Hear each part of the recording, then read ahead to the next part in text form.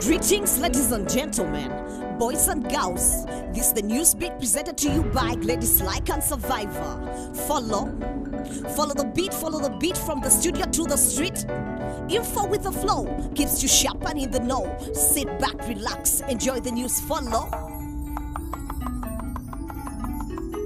South Sudan celebrated its 5th independence anniversary amid gunfire from the rival faction belonging to the country's long-standing adversaries. A posted message on Facebook by Riek Machar, spokesman James Gadget Dak, stating that Machar had been detained in the presidential palace, was believed to be the spark. Forces loyal to Riek Machar sprang into action and opened fire outside the palace, and they were immediately countered by the government forces. Businesses and embassies were closed and foreign personnel flown out to safety, and many European citizens were evacuated to Djibouti. The United States also sent troops to protect the embassy in Juba, the country's capital, and President Barack Obama confirmed that the troops will remain in the country until the dust settles. At least 50,000 people have died in the last years of violence, and chronic food shortages have heavily affected over 5 million citizens. The conflict has already claimed lives of about 300 South Sudanese, and about 36,000 people have fled to the neighboring countries. The Dinka and the Nuer are the largest tribes in the world's youngest country, and have been fighting for land and resources for centuries. President Salva Kiir is supported by the Dinka,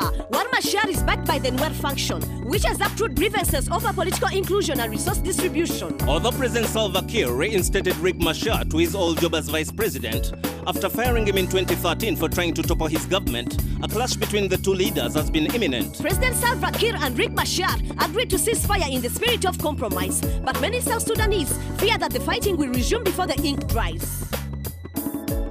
The American police was put to a daunting test after 3 consecutive days of civil unrest, which began with the killing of 2 black men by police officers in Louisiana and Minnesota, and ended with 5 police officers being killed in Dallas, Texas by an agitated sniper. Alton Sterling, who was also known as CD Man, was shot and killed by the local police after a homeless man claimed to be put at gunpoint outside the store where Alton sold his CDs. The next day in Minnesota, Philando Castile was stopped for a broken taillight as per the traffic regulations, but was shot to death after admitting to the officer that he had a gun in his possession. On the day that followed, Mika Johnson opened fire on police officers at a Black Lives Matter rally, killing 5 Dallas policemen out of fury. The events of the 3 days led to marches and protests all across the United States. Protesters in Europe's major cities also took to the streets. Buildings were lit in blue all over the country and across Texas, and countrywide vigils were held in honor of the fallen officers. Even President Barack Obama had to cut his European trip short to prevent the situation from becoming disastrous. However, the social media and video era have become crucial in exposing the police's fatal blunders, as the cold-blooded killing of Alton Sterling was caught on camera by 2 bystanders. The final moments of Philando Castile, who was shot 3 times to his death, were also streamed live on Facebook to his last breath. Last year, over 100 African Americans died in the hands of police after the use of excessive force, but only 2 of these deaths resulted in convictions, with the accused showing no remorse. Consequently, police departments have also decided to equip their officers with body cameras, which can absolve them from any criminal misconduct or expose their illegal acts of terror. They have also been caused to diversify the predominantly white police force to suit the modern era. However, the American people once again managed to stand in solidarity against police brutality in one of the country's most racially charged weeks in history. Angola is facing a yellow fever epidemic. Our reporter Jay Centino is here with more. 330 people have died in Angola since last December due to the worst outbreak of yellow fever that Angola has seen in the past 3 decades. Red Cross and Red Crescent societies are fighting the outbreak and have appealed for $1.4 million to stop the epidemic, which has spread in the neighboring Congo, causing a panic.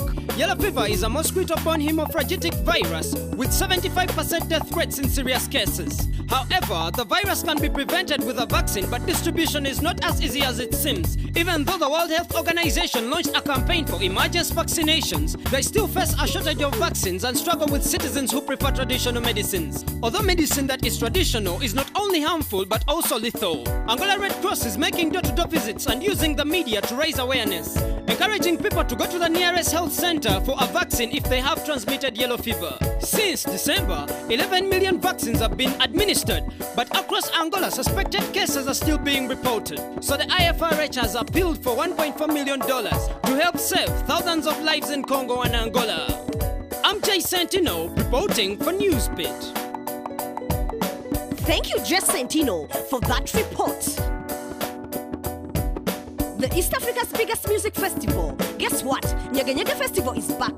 The Music and Arts Festival made in Uganda is now a mainstay on the festival scene in Africa. People travel from around the world for the 3 days of music and parties outdoor. People coming from Kigali, Nairobi, Goma and Juba. The festival is a regional music extravaganza.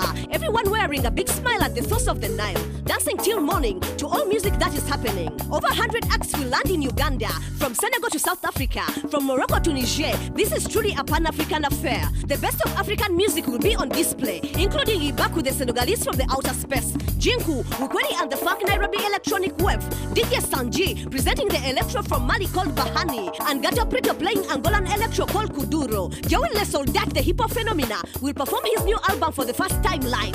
And of course, yours truly, Ladies Like, always ready for another verbal strike. The festival will also be the scene of a giant action film shot by Ramon Production, where everyone gets killed. It all happens on the 2nd, 3rd and 4th of September, a day to remember and a time to enjoy all together. 50 days till the beginning of the action. But for now, get all the info on www.nyegenyege.com.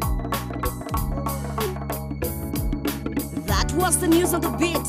Next week will be another hit, still Ladies Like and Survivor, reporting live and direct with love and respect. Follow the beat, follow the beat, follow the beat, follow the beat. Follow the beat. Follow the beat, follow the beat, follow the beat, follow the beat. Follow the beat.